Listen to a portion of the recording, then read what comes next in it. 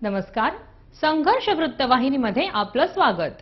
घेऊया ठाणे आणि आसपासच्या परिसरामधील घडणाऱ्या महत्त्वाच्या घडामोडींचा आढावा। एक दो टोरंटो को फेक दो असा नारा देत टोरंटो पॉवर लिमिटेड या खासगी कंपनीचा ठेका रद्द करण्याच्या मागणीसाठी टोरंटो हटाव कृती समितीच्या वतीने कालपासून ठाणे जिल्हाधिकारी कार्यालयासमोर साखळी उपोषणाला सुरुवात करण्यात आली होती।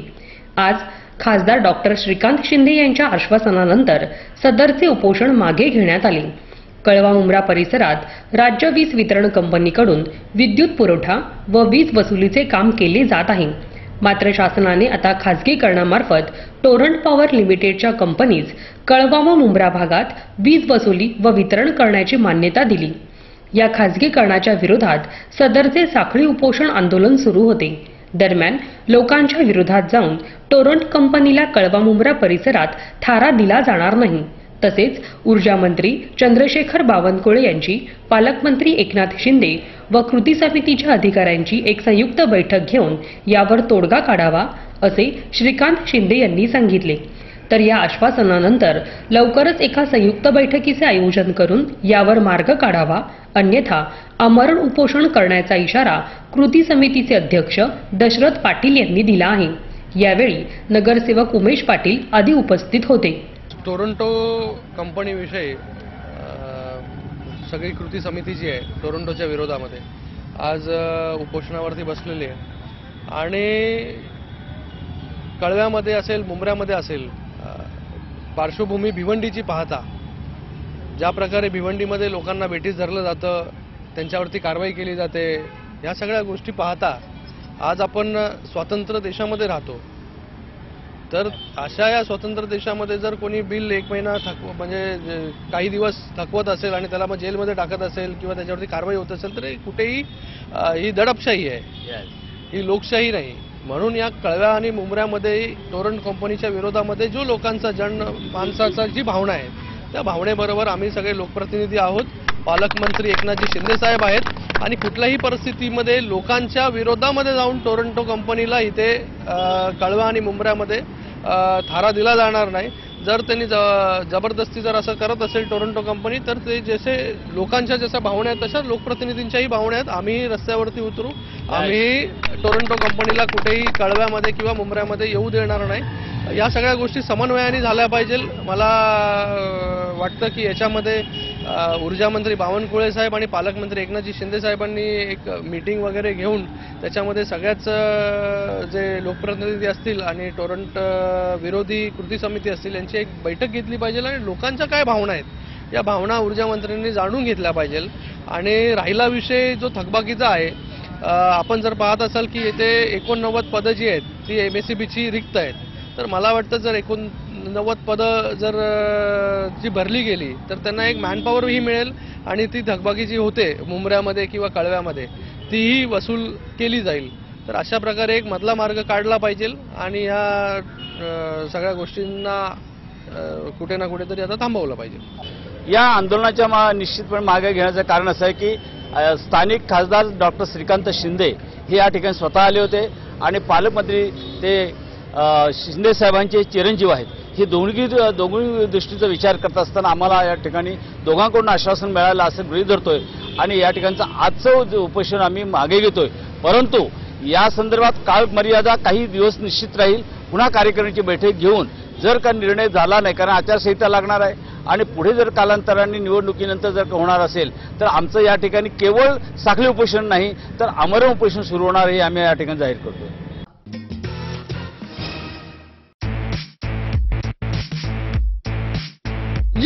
ये ओला आणि सुका कचरा करू वेगळा वेगळा, नको तसा मिक्स करून लोचा झाला सगळा। ओला कचरा प्रोसेस करून झकास मिळेल खत, सुका कचरा प्रोसेस करून पॉवर पेपर शर्ट। हो, पण व्हॉट्स ओला कचरा? उरलं सुरलं अन्न आणि भाज्या फळांची साल, मांस मच्छी अंडी आणि पानं फुलं झाड। आणि सुका कचरा म्हणजे प्लास्टिक मेटल काच रबर लेदर पॉलिथिन कापड। ये ग्रीन ओल्यासाठी आणि ब्लू सुक्यासाठी, ग्रीन ओल्यासाठी आणि ब्लू सुक्यासाठी डब्यांचे हे रूल्स पाळू आपल्या फ्युचरसाठी। रिड्यूस रियूज रिसायकलचा फंडा आहे बेस्ट, कारण माझ्या मित्रांनो नथिंग इज वेस्ट. ओला आणि सुका कचरा वेगवेगळा ठेवा आणि बनवा ठाणे शहराला स्वच्छ सर्वेक्षण 2018 मध्ये नंबर 1.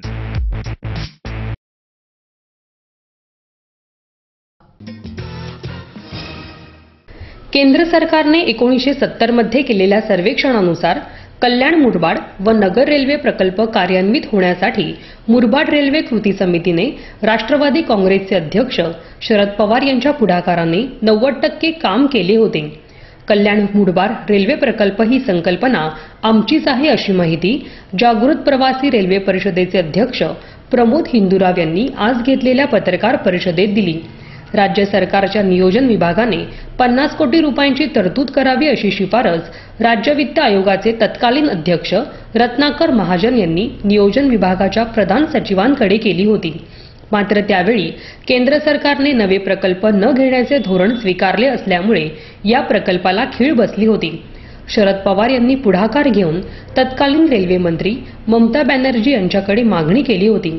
त्याचबरोबर राष्ट्रवादी काँग्रेसच्या खासदार सुप्रिया सुळे यांनी रेल्वे बोर्डाचे अध्यक्ष विवेक सहाय यांना 1970च्या सर्वेक्षणाकडे लक्ष देण्यास सांगितले.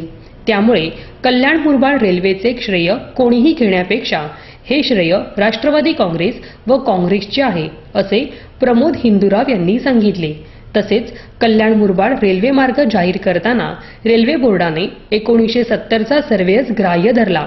त्यामुळे आत्ताच्या केंद्र सरकारने डोंगर पोखरून उंदीर दाखवला अशी टीका देखील प्रमोद हिंदुराव यांनी केली. कल्याण मुरबाड रेल्वे संकल्पना ही आमचीच आहे. देशाचे नेते शरदचंद्रजी पवार साहेब यांनी याचा पाठपुरावा केला होता. जवळजवळ 90% काम आम्ही मार्गी लावलेलं होतं.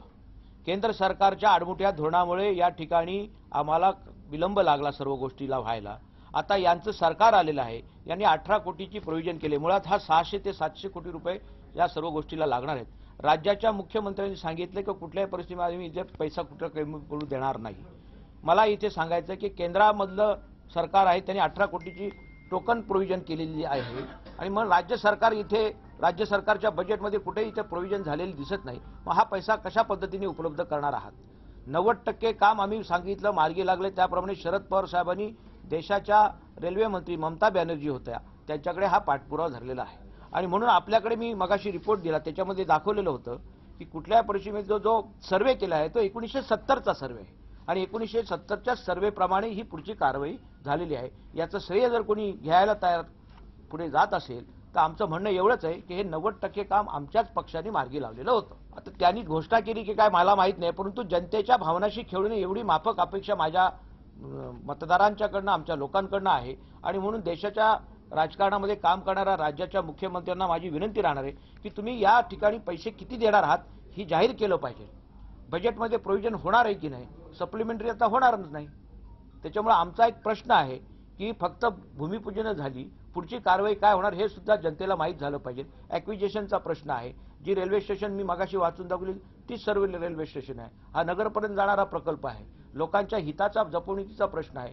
लोकांना बाजारपेठ उपलब्ध झाली तर रोजगाराची साधनं उपलब्ध होतील. शेतमालाला चांगल्या प्रकारचा रोजगार उपलब्ध होईल आणि म्हणून शेतमाली चांगल्या प्रकारे मुंबईच्या ठिकाणी आम्हाला आणता येईल आणि त्याच्यासाठी ही काळाची गरज म्हणून रेल्वे होणं गरजेचं आहे आणि हे मार्गी काम शरद पवारांनी लावलेलं आहे. 10% काम यांच्या हातात होतं पैशाचं तर तेही यांना करता आलं नाही. हे आमचं दुःख आहे.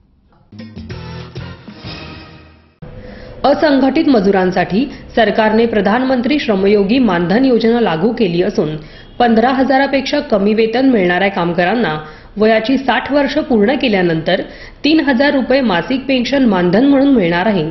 यासाठी संपूर्ण देशभरात नोंदणी सुरू झाली आहे. या नोंदणीमध्ये महाराष्ट्र राज्य अव्वल ठरले असून आतापर्यंत तब्बल 2 लाखाहून अधिक जणांनी नोंदणी केल्याची माहिती केंद्रीय राज्यमंत्री मनोज कुमार सिन्हा यांनी ठाण्यात दिली. प्रधानमंत्री श्रमयोगी मानधन योजनेचा प्रारंभ पंतप्रधान नरेंद्र मोदी यांच्या हस्ते करण्यात आले होते. त्यानिमित्त ठाण्यातील गडकरी रंगायतांमध्ये आयोजित करण्यात आलेल्या कार्यक्रमात केंद्रीय राज्यमंत्री सिन्हा बोलत होते.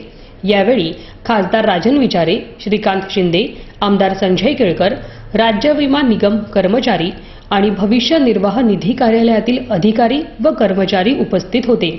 या योजनेचा लाभ 18 ते 40 वयोगटातील गृहउद्योग करणारे कामगार, शेतीबिडी कामगार, वीटभट्टी कामगार, ग्रामीण भूमिहीन मजूर आदींसह अन्य लघु व्यवसायातील 15,000 पर्यंत आमदनी करणारे असंघटित कामगारांना होणार आहे, असे केंद्रीय राज्यमंत्री मनोज कुमार सिन्हा यांनी सांगितले.